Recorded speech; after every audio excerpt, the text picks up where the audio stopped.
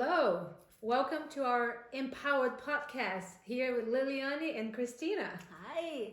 So, let's start it about how was your week? Well, I had a very productive week, of course, busy with work. One thing that I did just today, is I went and saw my gynecologist, something that we have to do, right? And I don't know if I've ever shared with you personally that I've kind of already gone through menopause. Oh, And ladies, I'm 58 years old, okay? And, but something that is happening, and I've dealt with, taking hormones, tried them at least, and I said no to all of them because they didn't help me, and I believe they even made some matters worse. But I'm revisiting the idea. So I had some blood work done today just to see what my estrogen and testosterone levels are at. And I believe that, because weight gain, that's why. I was able to handle the sleepless nights. I never experienced hot flashes.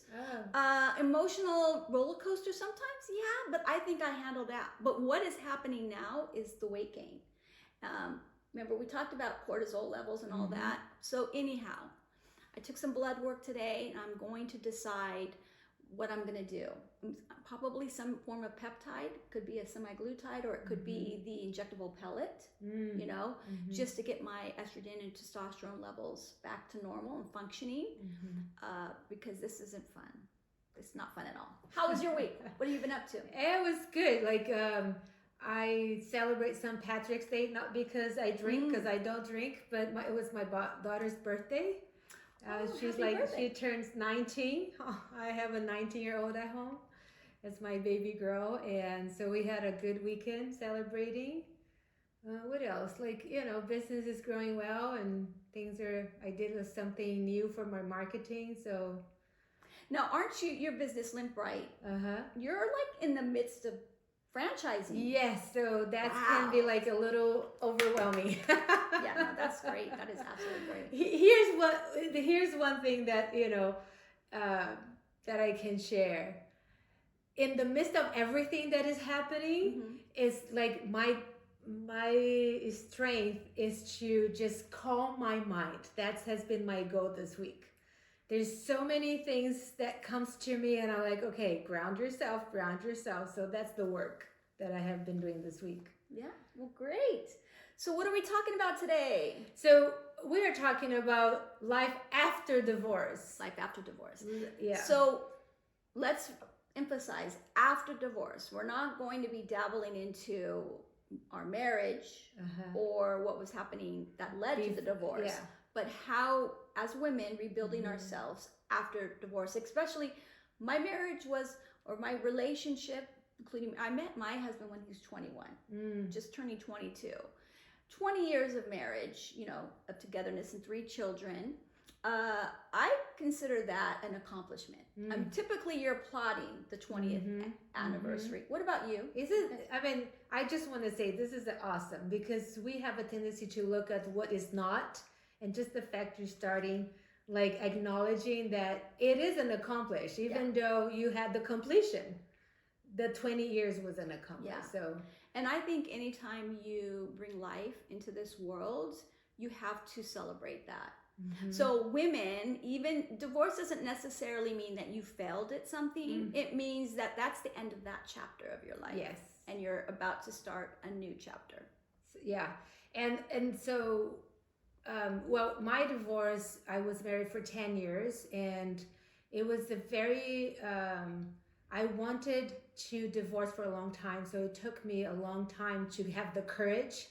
There was all this expectations from family, from community, from all these expectations that women's supposed to be married, and you should work your life, you should make the marriage work, you should make there's the impact on the children. So there was a lot of guilt leading to the divorce. And so there was also the fact that my family was in Brazil. I didn't really have a place to go. So I have friends, but it's not the same. No, I understand. And then I had 2 young children that I didn't want them to suffer because of my choice. So it took me 6 years to have the courage to move out. Interesting.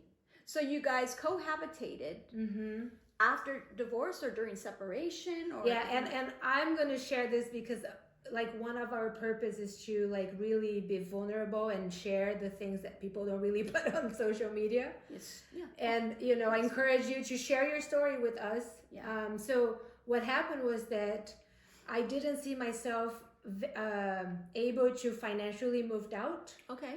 And I just didn't want to, you know, something happened. I said, this is it for me. And so we lived in the same house for 6 years. The first 3 years, we even sleep in the same bed without even touching each other. Okay. It was challenge, right? And looking back from who I am today, I probably wouldn't have done, I would have done differently, right? But when I was there, that's what I knew. That was like the best I could have done with the knowledge I had that time. Yeah. And for that, I just encourage you, wherever you are, it's great. You know, it's all right. Yeah. You know, what you just touched on, and everybody has to make personal choices based on, you know, everything. That's what they have access to, their life. That's actually a trend right now, what you just touched on, about people who decide to either, and they still have young children at home. How old was your child, by the way? I think they were like 10. Okay. Like 10, 12. So elementary, junior high. Yes. Okay. Depending on where you live, it's very expensive, you know, especially here in California. And some people are just like couples are deciding to cohabitate for the benefit of raising the child, or to be able to maintain the house, the mortgage, the lifestyle, and then make it more of a slow transition. And that works for some. You know, might not work for others. Depends on the relationship between you guys. I think that if both are cordial with each other and they're both complete with the land of the relationship, and they're creating parenting together, that I think it's healthy. Yeah. Right? I think in my case, the unhealthy was that one of us didn't, like, he wasn't really happy with the situation, and we had a lot of disagreements. So that was impacting the kids. But, you know, that's, you know, what I had to do. I was preparing myself. I took classes, and, you know, I had to deal with all the emotional behind of my decision to move on. It wasn't easy. Yeah, that's something I don't think I could have done. However, I think that as long as the two individuals because remember, you are the role model, and the children are watching and listening to everything. So it worked for you. Well, you know, today, so here's as like, you know, empowered. Today I'm empowered. Yeah. And looking back, what had me to being empowered was taking actions. And if I look back, what I could have, like what I would do differently would be, I would have done the 6 years in 6 months. But, you know, like, you make everything happen in 6 months. Okay. Yeah, like the fear that I had was so like imaginary, you know, because I had a situation, but it wasn't until I saw the impact on my daughter. That was the moment. Like, that was the moment where I said, I gotta jump. You know, I have what it takes. I just gotta jump. The fear of not being self-sufficient wasn't real. So I see what you're saying. You know, like, so looking back, and when I had the courage, oh my God, everything opened up. Okay, I'm going to ask you a pointed question, and this is for the benefit of those women that may be in your same situation. Either they can't afford to move out, or both, you know, spouses are deciding, let's keep the house, let's both continue to make payments and whatnot. Would you advise that to your listeners, what you did back then? Or if you could go back in time, I know you said you wouldn't do it for 6 years, you do it for 6 months, but is that something, an action that you took, is that something you would advise to others if they were in a similar situation? What my advice would be, like, what is the impact on you and other people of your actions? That's what I would like. My advice would be, because Okay. for a That's period good. of time, what was right for me at that moment was to stay in the house, reorganize myself financially. Yeah. You know, like I had a business, but the business was not financially supported. Like reorganize my business. Yeah. So that moment, I had to deal with what I had to deal, and was better for the children and for me to stay married. Okay. It was one point where I was afraid to jump, and that's what I advised. That my advice was like, I would have jumped earlier. You know, that would be like my what I would say is like, are you ready to jump? And it's just an imaginary threat. Yeah. Like, you know, because I had a support system. I had friends. I have mentors. You know, I had my spiritual situation. I had my personal development programs that I was participating. I had my family, even though they were in Brazil, they're supporting me. So it at one point became an imaginary threat, was no longer a real threat. Yeah. So, all right, and I think I understand. So basically, summarize that is that every individual has to analyze their personal situation and consider all players involved, all the individuals that your decision will impact. Consider all of that, and then decide what's best for your family. Tell me yours. Like, how was it for you? What was your experience? The divorce itself, or like life after, Okay. like, you know, like how do you cope, and what happened after? Yeah. What would you recommend? Well, I think that in my particular case, I was blessed in my marriage, where I married somebody who was an excellent provider, and I had the luxury of staying home and raising my children and attending school literally every day with them, becoming like room mom for every one of them, until they pretty much booted me out of that role. I still maintained an at-home business, if you will, and it was something like, I thank him so much for that opportunity, because it created amazing relationships between my daughters and I. We're extremely close. They're best friends, all three of them, and wonderful memories. I mean, you might be able to find, I think looking backwards, I think my motherhood was probably one of my best accomplishments to date so far in my life. But it was difficult for me. I didn't have the option that you had to, stay cohabitating under the same roof. A lot of transitions had to happen like immediately. That's not something I wanted. It's something I had to deal with. And so it was extremely hard. I had to reevaluate everything, and I had to put my wheels in motion, and I was blessed with the support of good friends, other women, my church. My children were grown. They were grown. I already had one graduating from high school. The other one was already out of high school. So they were grown. They were friends of mine at that time, but I did not involve them during the transition. So summarize that for you in a nutshell. It was a very rough transition, and that's what I'm hoping to touch on in this episode, is focusing on the positive actions that we both took that put us where we are today.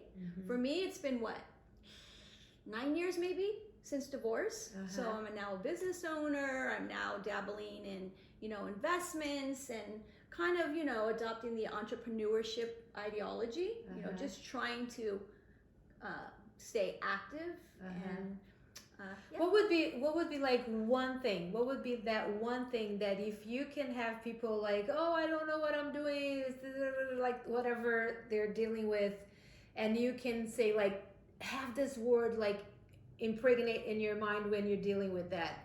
What was that one for you? The takeaway, essentially. I think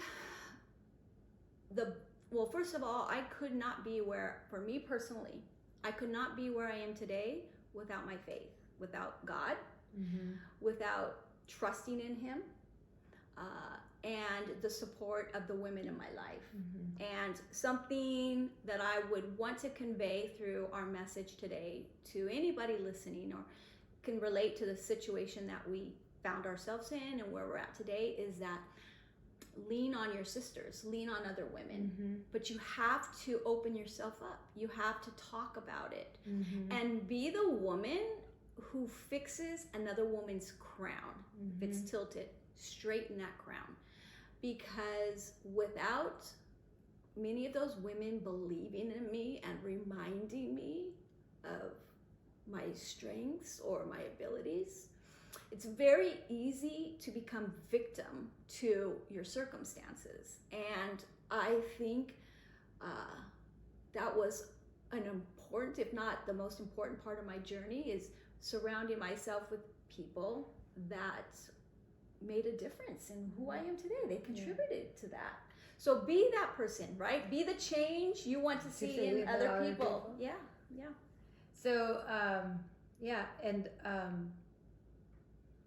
I just got moved and present to the support system that I had. And that period of time when, there was the day where this is it happened. Yeah. And I'm moving out and I had the courage. And so what I would say, the only thing that real made a difference, and is still today makes a difference, is taking action. You can have all the support, you can be open, but unless you really do it, no matter how you feel about it, just do it. Yeah. Just do it. And share with us, share with us. We're here to listen, we're support. We want to be that support. Yeah. And that's sharing. So hopefully you guys will follow us, our YouTube channel, Empowered Podcast, and make sure that you leave comments, because I know I do it. I go through the comments all the time, because sometimes there is a comment where somebody just touches my heart, and we begin this conversation. So, share your story, share your journey, and I think that is something that women need to do more of, is to humble ourselves, to share, to be vulnerable, right? And to, rather than judging one another or, focusing on the weaknesses of one another, focus on the strengths. And like you say, twist, how you say it? If the crown is tilted, be that person. The woman that's straight. Be the woman, and here we are. Okay? Yeah. Thank you. Click. Is that no? No. Shoot, we have 18 more minutes to go. Really? We haven't even gotten into the meat. It's just so cute. I thought, okay, when you said follow for more, I was like, oh, we are ready to talk. No, we have some more time to share. Okay. Something I want us to touch on is that you found some interesting facts. Oh, sure. Yeah. Yes. Something that you said about women turning to. Okay, let me read a few points here. No, that was your interpretation. Oh. Okay. So here's I got a few research. So women take more antidepressants after divorce than men, but that doesn't mean they're more depressed. Yeah. So what they're saying is that, I think is women, it's more conscious about their emotions as they're going through the the divorce, and then as they're dealing with depression of the grieving of the relationship. Yes. So they're taking care of themselves more, and then they go. I didn't read in this thing, but I saw a specialist one time talking about it. They go through that grieving process. Yeah. And then when they're done, they're done. Yeah. And I can say that was true for me. When I was done, I was done. And then they say that the man used less antidepressants, right? So. Well, maybe it's because they use alcohol, or they use the dating pool, or we all express ourselves and deal with pain and grief differently. So what you're saying is, based on that article, women tend to turn to antidepressants more. So what is that you did in terms of dealing with emotional breakdowns and the emotional upsets that you had going through after the divorce? Prayer. It was my form of meditation. I want to say this, first of all, the message that it was important for me to convey to my daughters as they were watching, as they were listening, because divorce impacts everybody. I mean, we have to be realistic about that. Was that it was important to me to set a good example. So I never wanted to badmouth their father. I never wanted to focus on the negatives. I wanted to focus on all the good qualities of the marriage, the importance of marriage. And I raised even in the midst of my divorce is never an option. I used to always preach that to them, especially when children are involved. Divorce is never an option. I am an advocate for marriage, especially when children are involved. And it is the greatest battle to be won, is saving and salvaging that marriage, because everything heals, especially when these couples are getting married at a very young age. You've got so many things of stress, right? From finances to bearing children. That stress is, it impacts your relationship. You don't have time to travel and vacation when you're raising children. You're focused on the then and the now. And I think that once you can evolve and get past that phase of marriage, you can rediscover each other. And that's, I think, one of the things that I want to convey to life after divorce is, if I could go back in time, there are so many things I would have done differently. For the marriage, for the marriage. Thank you for allowing me to stay home and raise our children. Thank you for, allowing me to establish memories with my children while they're at school, being with them. And appreciating and focusing on that. I mean, I don't think I gave enough praise. You know what, you saying something that I do a lot of self-development programs, and you discovered that unless you get complete appreciation and acknowledgement for all the good that was there and who you're being, that lack providing that there, unless you complete all of that, you can't really bring and create a new relationship after the divorce. That's great insight. Right? Like, we gotta complete. Like, you can't really create a new book if you don't empty the page, So that was like, so going back to where you say like praying and looking at yourself in the mirror, like, where could I have done differently? Yeah. I mean, for me, taking responsibility. Absolutely. Ladies, guys, we cannot evolve as human beings if we do not have the ability to look inwardly and take responsibility for our mistakes. It's just as important as giving ourselves personal affirmations. We have to be able to take responsibility, because that's the only way we grow. Yeah. One of the take responsibility, I would say more like in the terms of taking accountability for who you're being there, because a lot of us, when we hear responsibility, we go into the guilt. I had a lot of guilt that I had to deal with, that I had to let go. The guilt of my choice was impacting my children, Yeah, that's something too, because taking responsibility does not equate to you're the one at fault. And don't ever let anybody manipulate you into thinking that. Taking responsibility is looking at both perspectives, putting yourself in the other person's shoes.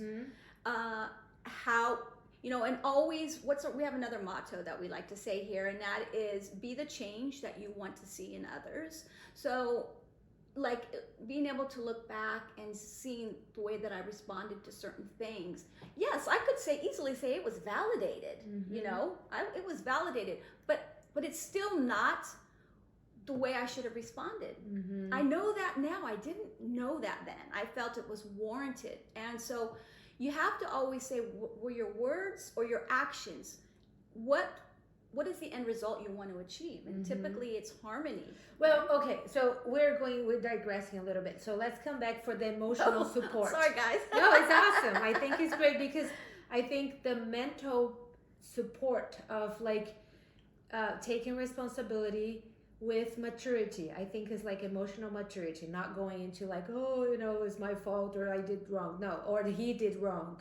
The other part did something wrong. But like, how you coping, because I didn't take antidepressants, but I start gaining weight. I was and then I had to deal with not gaining weight, and I was like, I actually got healthier after my divorce. Okay. So start taking care of me more. Those are the things that I did to cope. I didn't really went into any antidepressant. So you took a positive path. I took a positive where path. Some people go down a negative path where they're either punishing themselves or they've adopted victim mentality, where they're just poor me, and I'm not able to escaping, right? Yeah. I think. Sorry, I said I think 3 times. That's okay. It's a point you want to make. I want to make a point. That's like which path do you want to take? There's no right or wrong path, but which one you want to take?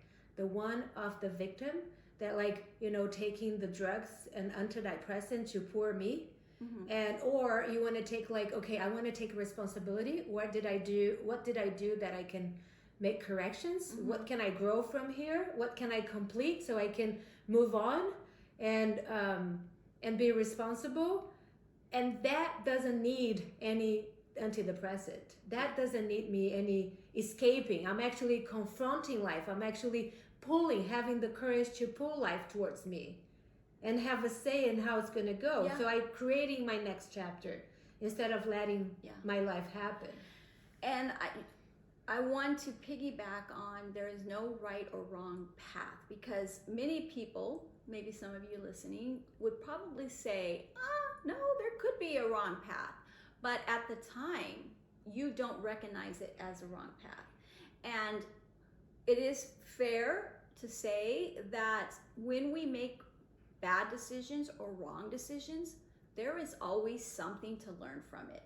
So ultimately, it is a path that we needed to take for personal evolvement and personal growth, be it spiritual or be it, whatever the case may be.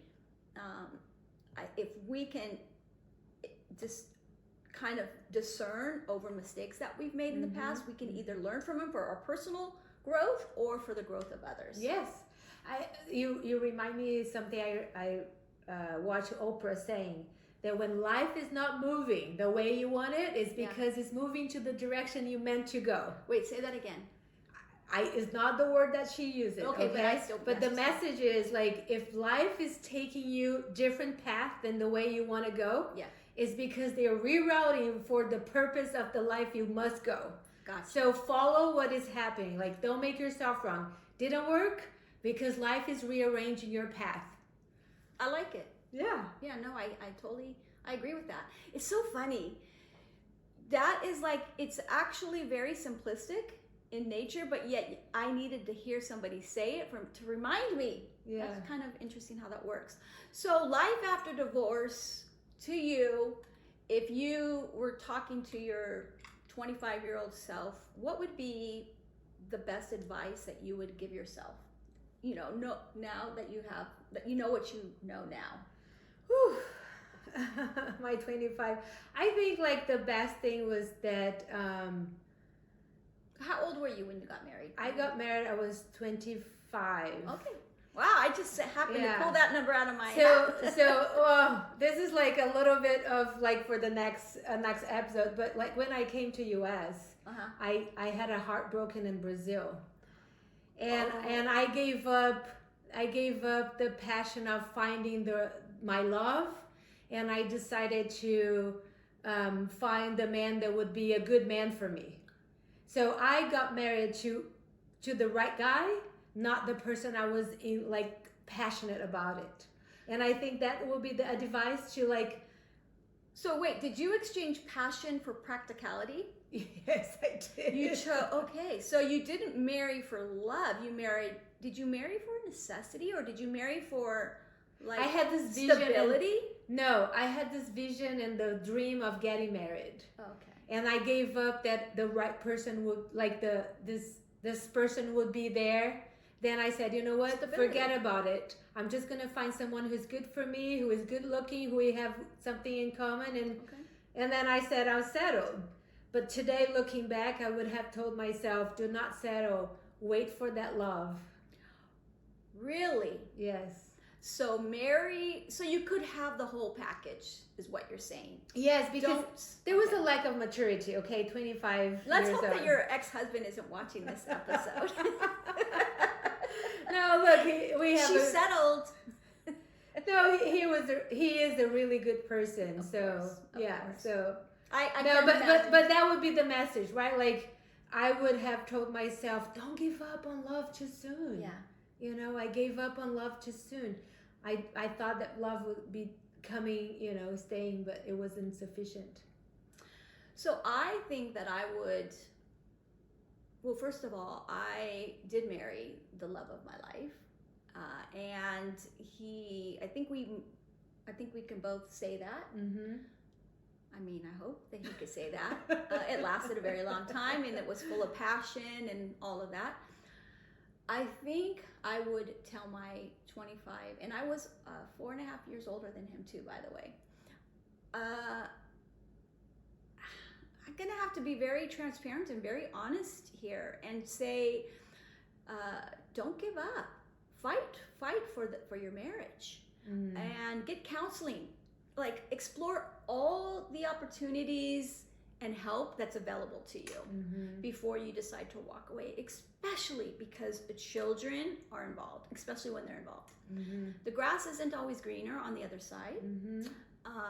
And if it happens of no choice of your, because of free will, you can't dictate what your partner is going to do. But if it happens, really focus on all the positive attributes of that union. And if you are finding yourself in a situation like I think both of us were in, where we had to start all over. I mean, I had to go back to school, start all over, because when I got married, it was like you just surrender everything. You surrender your finances, you surrender, it's like one joint checking account. I don't know if it's that way anymore. I think people are keeping their independence, right? I surrendered all of that because I just believed marriage was till death. And I had to rebuild myself. So my advice would be, don't surrender who you are as far as your identity, as far as your career. If you can manage both and don't let other people raise your children. I think you should raise your own children, but try and maintain that. And know that you're only going to replace one headache for another headache. Yeah. Because I'll tell you, blended families, dating after marriage, which we're going to have to do a whole other episode on that. It's very difficult. Yeah. You're dealing with a whole new sets of, obstacles, but continue to surround yourself by good people. Women of encouragement, uplifting women, not women that are soaked in drama. Get out of the house. Get out of the house. Well, yes, absolutely. Like this, like you have been creating those events on the women's Facebook, women's group. Like, go find go find a community. Go get yourself. Go have fun. Go find your tribe of women. Get up and make your bed every morning, and put your makeup on. Or if you wear makeup, let me rephrase that so I don't get knocked for that one. Put your best self forward every day, even if you have no place to go, and believe in yourself. Find whatever. Great places to go. Yeah. There are other women waiting for you in your community, waiting for you to raise yourself out of there and empower them. Yeah. Because we can't give it away what we don't have. Yeah. Can I plug my women? Yeah, so Facebook group. I belong to a lot of Facebook groups. I decided to start my own for Orange County, 40 plus women's friendship group. Feel free to join. That's on Facebook. I think it's important to tell me again. Is women 40 plus? Women 40 plus, right? So that things that in common, and it's really dedicated to Orange County because we actually meet up. Coffees or bunko, or I think that's important. I think when women put their minds and hearts together, so much can be accomplished. Yep. If you don't live in Orange County, create your own group around you. Be that one. Be that person that create that support group. I think it's very important. Yeah. So the takeaway, because we're just about at the end of this episode. Now we're officially at the end of this episode. Yeah, I love it. Make your choice. The choice of being empowered to support other women, to get the support you need when you need. And what was the other takeaway? Well, we want be to in action. Always be in action and treat every day. Continue to evolve into the best version of yourself. All right, so click to follow us, and you know, make sure you share your experiences. Like, how was it for you? What do you like? Share with us, engage with us. We'll love to hear from you, and we'll see you next week. Bye, everybody.